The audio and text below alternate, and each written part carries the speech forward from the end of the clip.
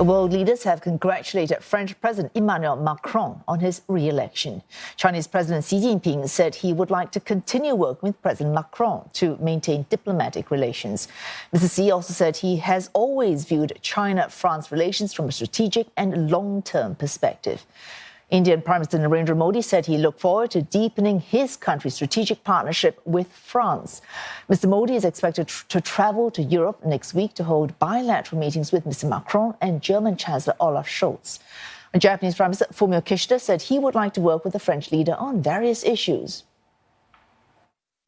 まずマクロン大統領の再選につきまして、心よりの祝意を申し述べたいというふうに思っております。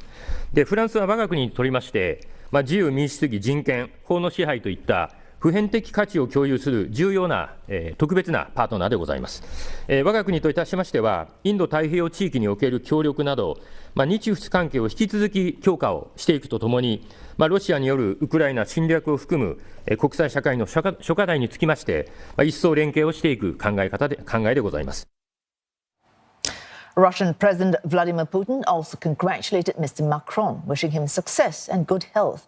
The French president has been one of the few Western leaders to have contacted Mr. Putin since Moscow invaded Ukraine, spending hours on telephone calls trying to negotiate a resolution to the conflict. Emmanuel Macron is considering a government reshuffle after he made history on Sunday, becoming the first French leader in 20 years to win re-election. He will now serve as French president for another 5 years after defeating a strong challenge from the far-right candidate Marine Le Pen, who scored a better result than she did in 2017, when Macron and Le Pen also contested the French presidential election. Ross Cullen tells us more.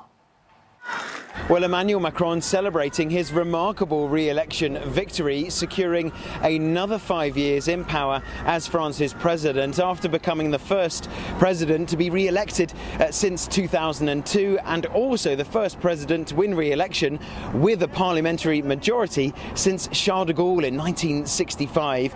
In terms of the specifics after having won the presidency, well, we do expect the official results to be confirmed on Wednesday by France's Constitutional Council, and then Emmanuel Macron has to be inaugurated as the French president, and that must take place before the middle of May.